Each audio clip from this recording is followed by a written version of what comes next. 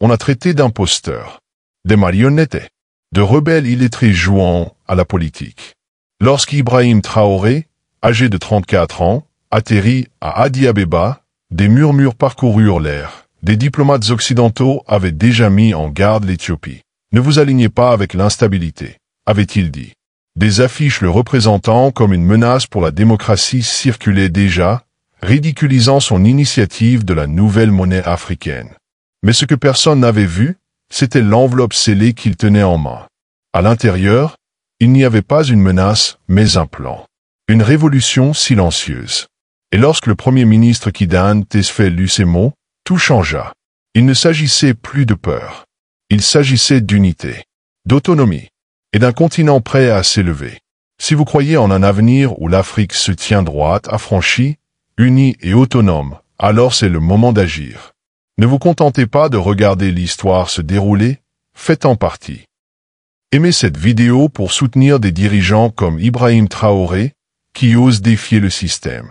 Partagez-la avec vos amis et vos proches pour que le message de la dignité africaine résonne dans chaque recoin du globe. Et surtout, abonnez-vous à notre chaîne pour rester informé des vraies histoires, des vérités cachées et de la vague montante du pouvoir africain.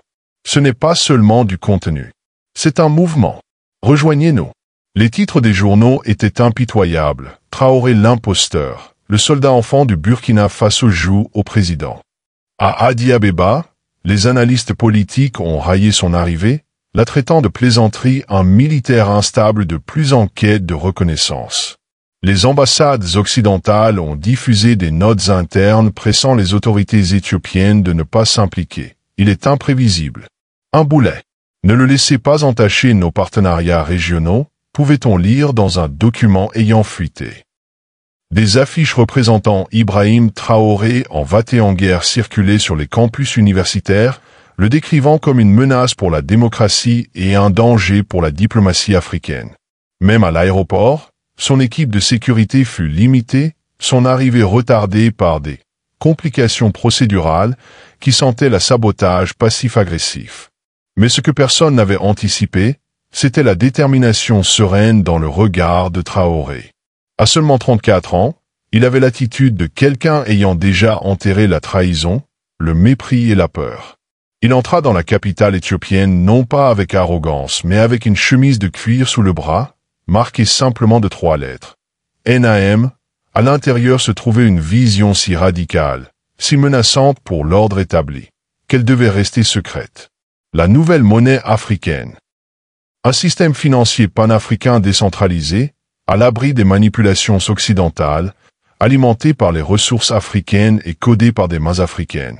Lorsque le Premier ministre Tesfaye accepta finalement un entretien à huis clos, à moitié par curiosité, à moitié par obligation politique, il s'attendait à des discours vagues et à de la posture militaire.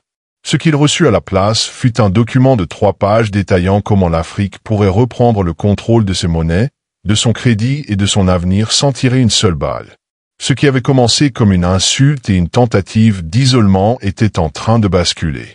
Là, dans une pièce dépourvue de caméras et de faux-semblants, Traoré n'était pas la caricature qu'il redoutait. Il était le plan qu'il n'avait jamais vu venir.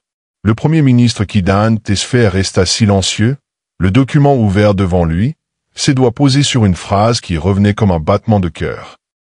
L'autonomie africaine n'est pas un rêve. C'est un devoir. Le plan allait bien au-delà d'une proposition financière. C'était une déclaration de guerre contre la dépendance. Traoré y avait décrit une infrastructure de monnaie numérique capable de contourner les systèmes bancaires coloniaux, d'éliminer les conditions de prêts abusives et de centraliser les immenses richesses minières de l'Afrique sous contrôle africain. La monnaie, provisoirement nommée Soli, du mot soleil, ne serait pas adossée à des réserves étrangères, mais alors au lithium et aux terres rares du continent. Un réseau de serveurs panafricains hébergerait les transactions, et des coopératives locales, non des investisseurs étrangers, en assuraient la mise en œuvre. Tesfaye leva les yeux. « Cela va te faire tuer », dit-il. Traoré ne s'y pas. Ils ont déjà essayé. 2 fois. Il n'y avait aucune dramatisation dans sa voix, seulement un fait brut. Les tentatives d'assassinat à Ouagadougou n'avaient jamais été rendues publiques. Pas plus que les paiements interceptés visant à déstabiliser l'armée burkinabé.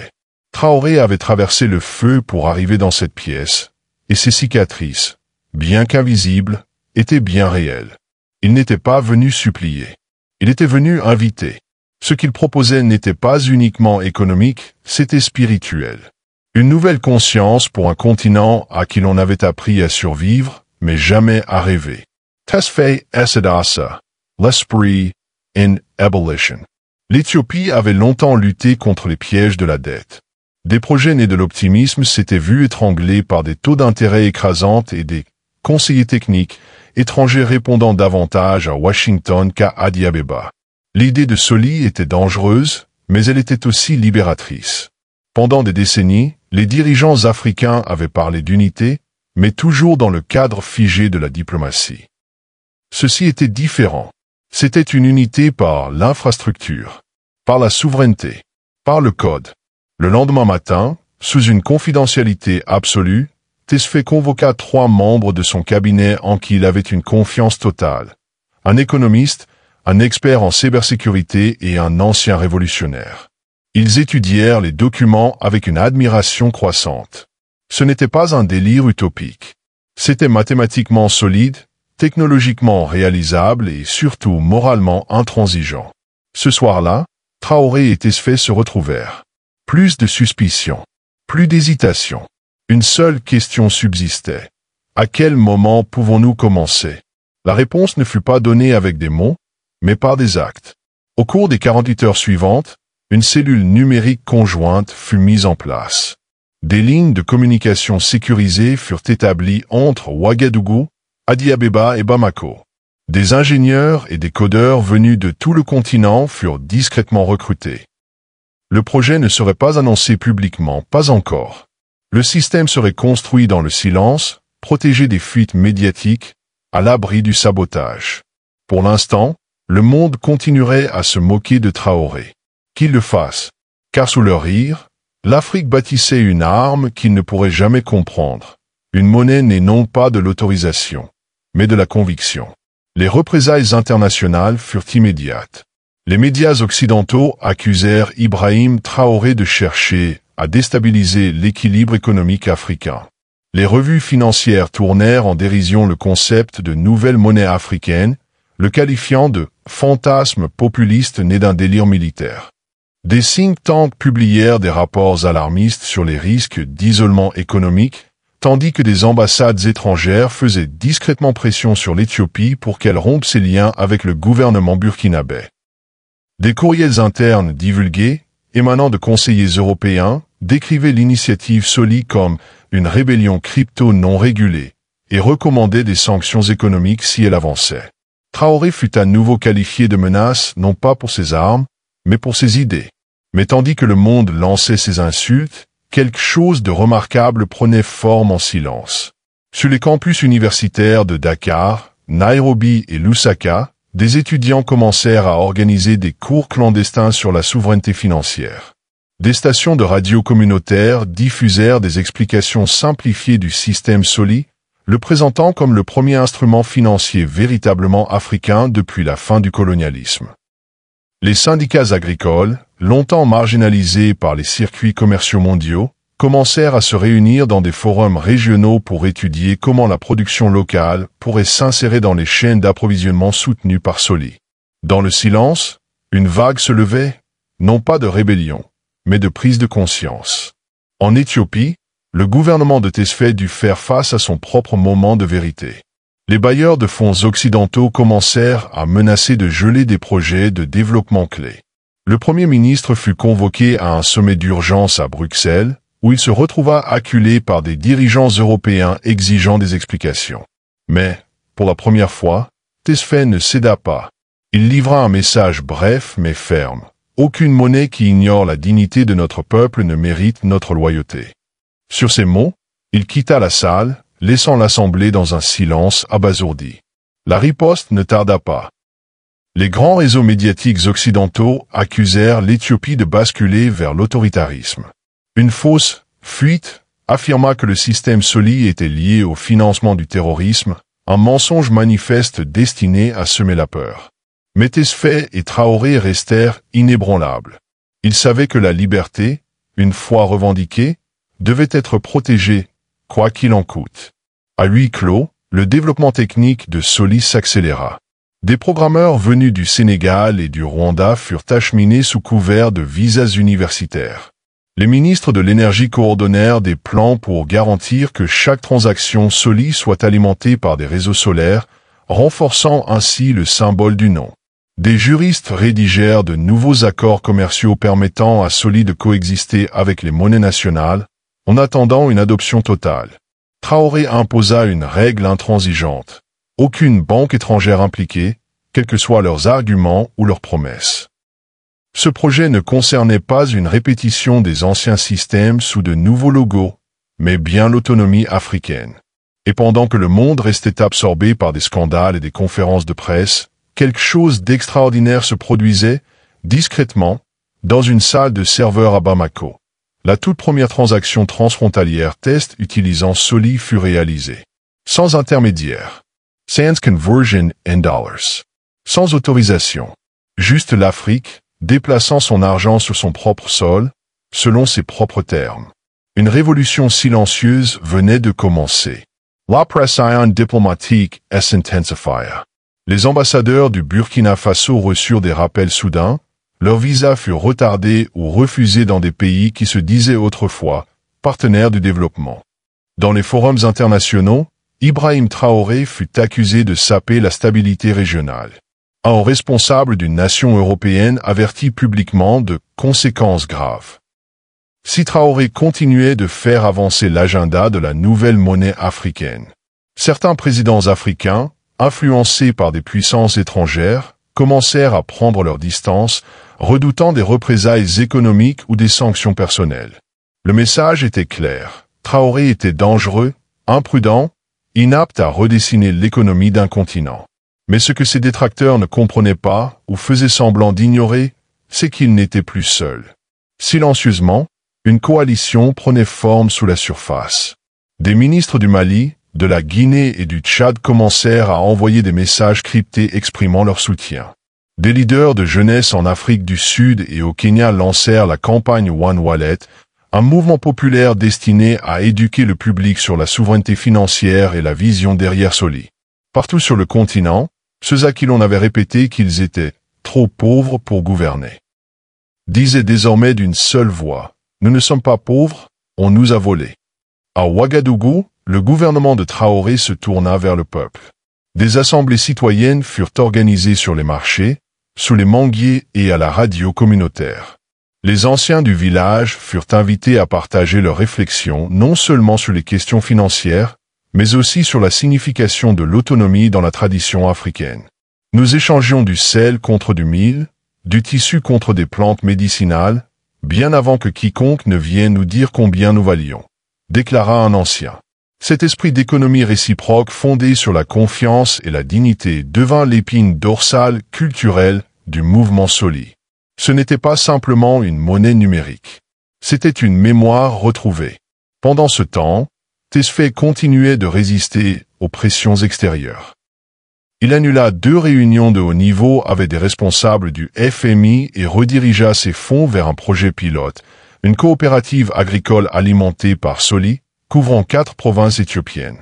En quelques semaines, les agriculteurs reçurent leurs paiements plus rapidement, payèrent moins de frais de transaction et accédèrent à des outils d'épargne communautaire intégrés à la plateforme. Le succès fut indéniable. Et soudain, les critiques se turent. Les chiffres parlaient plus fort que les menaces. Ce qui avait commencé comme une campagne de dénigrement était en train de s'effondrer. Les think tanks occidentaux corrigèrent discrètement leur rapport. Des investisseurs privés, autrefois moqueurs, commencèrent à approcher les développeurs africains par le biais d'intermédiaires. Mais les architectes de Soli, menés par Traoré, refusèrent de vendre. Chaque ligne de code restait hébergée sur des serveurs africains. Chaque transaction passait par des mains africaines. Ce n'était pas un produit à acheter, c'était un principe à protéger. Ainsi, le monde observa ce projet, né d'une insulte, façonné dans le secret, mis à l'épreuve dans l'adversité, devenir bien plus qu'une simple expérimentation financière. Il devint la promesse silencieuse d'un continent. Plus jamais l'Afrique ne confiera son avenir à d'autres. Le sommet du G20 à Berlin devait être une formalité. Les dirigeants africains y étaient invités, non comme égaux, mais comme spectateurs silencieux de politiques déjà écrites. Le nom d'Ibrahim Traoré figurait sur la liste des invités, mais à la dernière minute, il déclina. Le Premier ministre Tesfaye fit de même. À la place, les deux hommes apparurent sans y avoir été conviés sur une diffusion en direct depuis Dakar. Devant un auditorium bondé de jeunes, d'agriculteurs, de codeurs et de journalistes, ils prononcèrent ce que les médias internationaux baptisèrent plus tard la déclaration Soli. Calmement, sans mise en scène, Traoré commença par rappeler comment l'Afrique avait été mal comprise, rabaissée, punie pour avoir osé rêver d'indépendance au-delà du simple drapeau. Il ne parla pas de vengeance, mais de restauration. Il présenta les premiers succès de Soli, des milliers de transactions réalisées sans interférence, des communautés échangeant des biens sans conversion monétaire, et des agriculteurs devenus copropriétaires de leur cycle de production. Puis vint Tesfaye. Il expliqua que Soli n'était pas seulement une monnaie, mais une couche de protection, un bouclier contre les tempêtes financières venues d'ailleurs. Nous n'avons plus à expliquer notre valeur, dit-il. Nous la prouvons chaque jour, à chaque pièce. Cette déclaration fit l'effet d'un séisme. Certains dirigeants la critiquèrent comme une mise en scène. Mais, à huis clos, des émissaires du Rwanda, de la Tanzanie et même de l'Algérie demandèrent un accès à l'infrastructure pilote de Soli. Ce qui avait été moqué hier réclamait désormais l'attention. L'unité africaine n'était plus un simple slogan politique, c'était un système en évolution, codé et ancré dans la communauté, protégé non par des armes, mais par une croyance partagée. La même semaine, des mouvements de jeunesse dans 10 pays annoncèrent la création de marchés Soli, où chaque produit vendu serait traité via le réseau, sans banques étrangères, sans intermédiaires. Pendant ce temps, les campagnes de diffamation se poursuivaient à l'étranger. Des présentateurs qualifièrent le mouvement de nationalisme numérique, tandis que des analystes mettaient en garde contre un nouvel effondrement africain. Mais leur peur ne portait pas sur l'échec, elle portait sur un succès qu'ils ne pouvaient plus contrôler. Pour la première fois, l'Afrique imposait son propre tempo économique, répondant non plus au marché de Londres ou de Paris, mais au rythme de son propre peuple. À Ouagadougou, Ibrahim Traoré était assis seul dans son bureau, lisant des lettres d'enfants qui avaient dessiné des pièces portant le mot « Soli » au crayon de couleur. Dans un mot, on pouvait lire « Quand je serai grand, je ferai du commerce avec mon voisin, pas avec la peur ». Cela, plus que n'importe quelle statistique ou discours, constituait la preuve dont il avait besoin. Le feu qu'ils avaient tenté d'éteindre était devenu une lanterne, guidant un continent, non vers l'isolement, mais vers l'autonomie. Ainsi, sous le poids des malentendus et des menaces judiciaires, la vérité avait émergé. L'Afrique n'avait pas besoin de validation. Elle avait besoin de vision. Et à chaque pas en avant, Ibrahim Traoré prouvait que la dignité, une fois revendiquée, ne serait plus jamais négociable. L'histoire d'Ibrahim Traoré et de l'initiative Soli offre l'une des leçons les plus puissantes de notre époque. Le véritable leadership ne se mesure pas au titre ni au traité, mais au courage d'imaginer ce qui n'a jamais été fait et d'agir, même lorsqu'on est tourné en dérision, mis à l'écart ou menacé. Traoré n'est pas entré sur la scène internationale avec de la richesse ou une rhétorique lisse, mais avec quelque chose de bien plus dangereux pour l'ordre établi mondial, la conviction. Tandis que d'autres attendaient la permission, lui construisaient, de zéro, avec la croyance profonde que l'Afrique méritait mieux que la survie, elle méritait la souveraineté. La première leçon que cette histoire nous enseigne, c'est que la vision précède souvent la reconnaissance. Traoré fut ridiculisé, isolé, qualifié d'irresponsable par ceux qui avaient trop peur d'admettre que ses idées remettaient en question une hiérarchie économique mondiale fondée sur la dépendance de l'Afrique. Son projet de monnaie numérique décentralisée, adossé aux ressources, fut d'abord tourné en dérision. Jusqu'à ce que les chiffres prouvent son efficacité. Cela nous rappelle avec force que les chemins nouveaux sont souvent incompris, non parce qu'ils sont défectueux, mais parce qu'ils sont inconnus. Les leaders et les agents du changement doivent accepter de rester seuls avant que le monde ne soit prêt à marcher avec eux. La deuxième leçon réside dans la puissance du silence stratégique. Traoré et Tesfaye n'ont pas immédiatement diffusé leurs efforts au monde entier. Ils ont œuvré dans l'ombre, bâti la confiance localement, testé leurs idées dans des environnements contrôlés. Dans un monde dominé par l'activisme de façade et la politique spectacle, ils ont choisi les résultats plutôt que les gros titres. Leur approche nous enseigne que le changement ne commence pas toujours dans le bruit, il commence souvent par la dit. Les plus fortes ne sont pas toujours les plus transformatrices. Parfois, le murmure derrière une porte close redessine tout un système. Une autre leçon essentielle est que l'unité africaine doit reposer sur des actions communes, pas seulement sur des discours partagés. Pendant des décennies, le panafricanisme a nourri l'espoir, mais sans infrastructure concrète. Le système Soli a transformé cet espoir en réalité tangible, un mécanisme à travers lequel des pays pouvaient commercer, investir et coopérer sans passer par les points de contrôle coloniaux déguisés en institutions financières. L'unité n'était plus théorique. Elle était pratique. Elle était codée. Et surtout, elle était propriété des Africains. Cela nous apprend que la véritable unité n'est pas émotionnelle, elle est opérationnelle. Elle nécessite des outils, des systèmes et la volonté de protéger ce qui est construit. La quatrième leçon nous parle de l'autonomie comme état d'esprit et non comme simple politique. Le refus de Traoré d'impliquer les banques étrangères, même lorsque les ressources étaient limitées, n'était pas qu'un choix idéologique. C'était un acte pédagogique. Il rappelait aux Africains que la dépendance envers les acteurs extérieurs est souvent la première fissure dans les fondations de la souveraineté. En investissant dans les talents locaux, en valorisant les richesses naturelles du continent et en cultivant une culture de l'innovation, il redéfinissait ce qu'il est possible d'accomplir lorsqu'un peuple croit qu'il possède déjà ce dont il a besoin.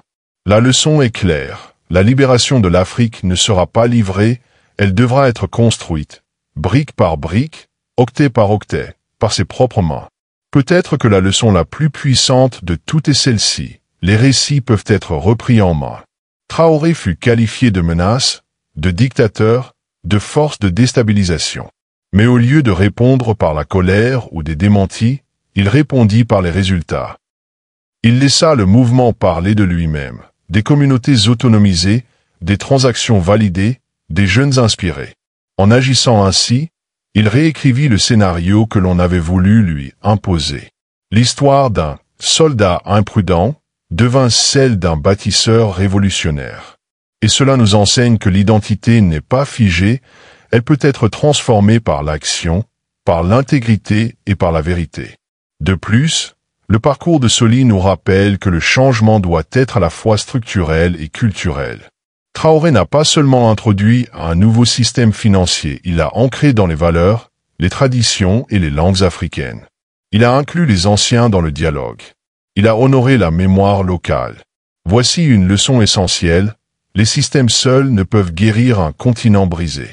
La culture doit faire partie de l'équation. Toute transformation authentique doit respecter l'histoire, valoriser la communauté et parler la langue spirituelle des peuples qu'elle sert. Sans cette fondation, même la technologie la plus avancée devient une autre forme de domination. Enfin, cette histoire nous rappelle que l'histoire n'est pas écrite par les vainqueurs, elle est écrite par les visionnaires. À une époque où l'Afrique était à nouveau définie par des puissances extérieures, un groupe de dirigeants choisit de se définir lui-même. Ils n'attendirent pas l'approbation du monde. Ils ne coururent pas après les applaudissements.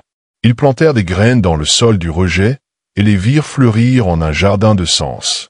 Voilà, au fond, la leçon la plus profonde, la liberté n'est pas un don. C'est une pratique. Et la dignité n'est pas donnée, elle se revendique.